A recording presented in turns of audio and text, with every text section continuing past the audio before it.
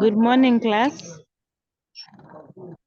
As I can see, you are all in. The last time we talked about transport, and today's topic is communication. Who can tell me what's communication? Class, what's communication?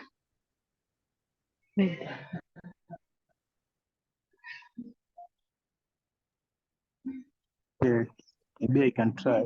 B, what's communication? Sharing of information in between two mediums.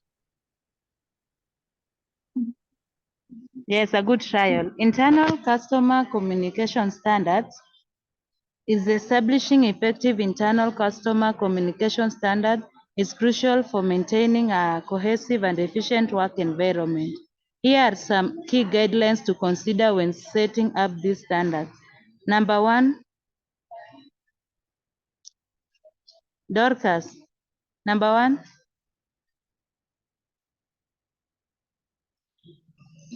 clarity and transparency. It ensures that all communication are clear, transparent, and easily understood by everyone in the organization. Number two is active listening.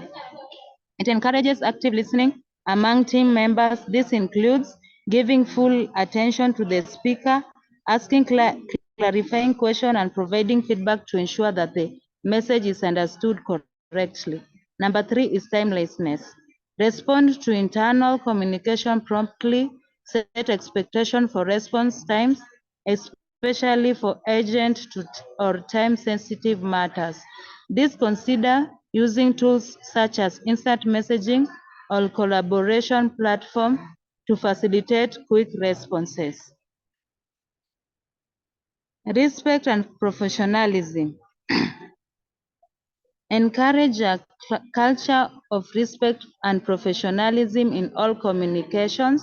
Emphasize the importance of courteous language, mutual respect, and sensitivity to different perspectives and backgrounds. Dan, can you name number two? Yes, consistency. Maintain consistency in communication practices across different teams and departments. This includes the use of standardized formats, templates, and channels for various types of communication, such as emails, memos, or reports. Number three, Peter. Okay.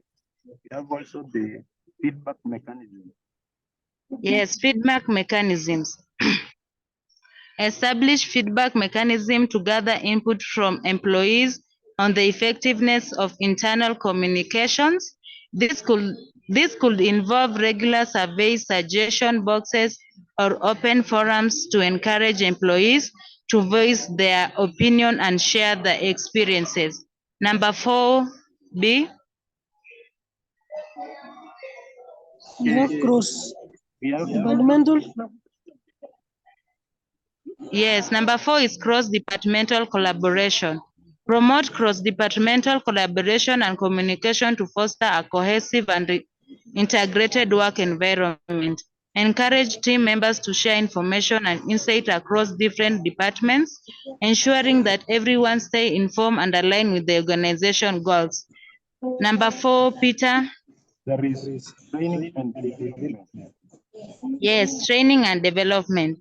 Offer training programs or workshops to improve communication skills within the organization. Provide resources and guidance on effective communication techniques, including written and verbal communication, active listening, and conflict resolution. Our next subtopic is channels of communication. As you can see, for communication to take place, there must be a channel for it to be able to be done. Number one is verbal communication. This involves the use of spoken or written words, including face-to-face conversations, telephone calls, video calls, and meetings. The next one is non-verbal communication. This includes body language, facial postures, and eye contact. which convey messages and emotion without the use of words. The next one is written communication. This email, letters, memos, reports, and any other form of written correspondence. Number 4, channel of communication is visual communication. This involves the use of visual elements such as graphs, charts, diagrams, illustration, and videos to convey information. Number 5 is electronic communication. This includes communication through electronic devices such as computers, smartphones, tablets, and other digital platforms, including emails, instant messaging, and social media. The last one is formal communication. We have communication standards procedures, and all of you will name one. The first one is Dorcas. You can name a procedure for communication standard. Dorcas, are you in class? Yes. Name the first procedure for communication standard. Yes, clearly understand why you are communicating and what you aim to achieve through the communication. The next procedure, Dan, Know your audience. you have to know your audience to tailor your message to the knowledge level, interests, and needs of your audience.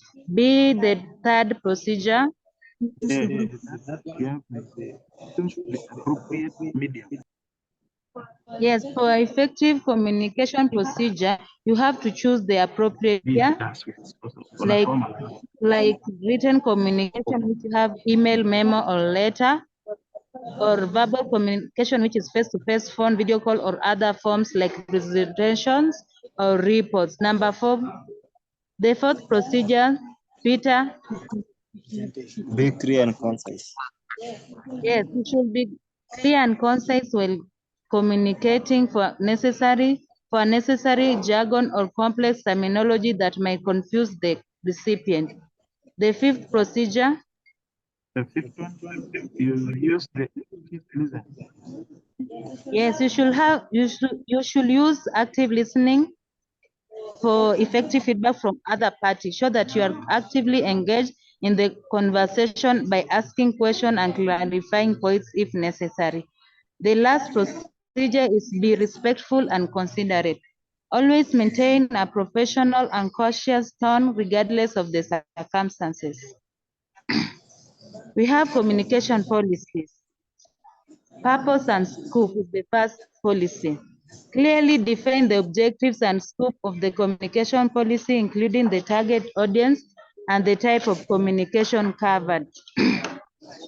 The second policy is communication channels. Specify the approved channels for communication such as email, instant messaging, phone calls, video conferencing, and any other relevant platform. The third policy is guidelines for internal communication. Outline the protocols for communicating within the organization, including how to share information between different departments, team, and levels of management.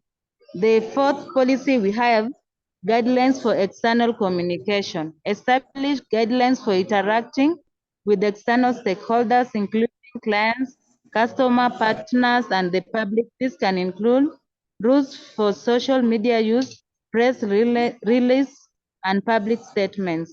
The fifth policy is language and tone.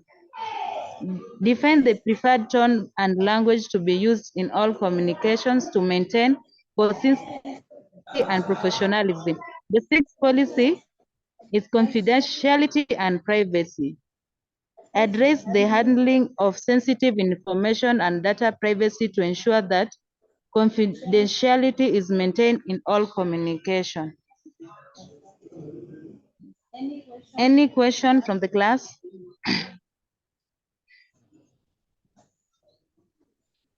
Do you have any question or? Okay.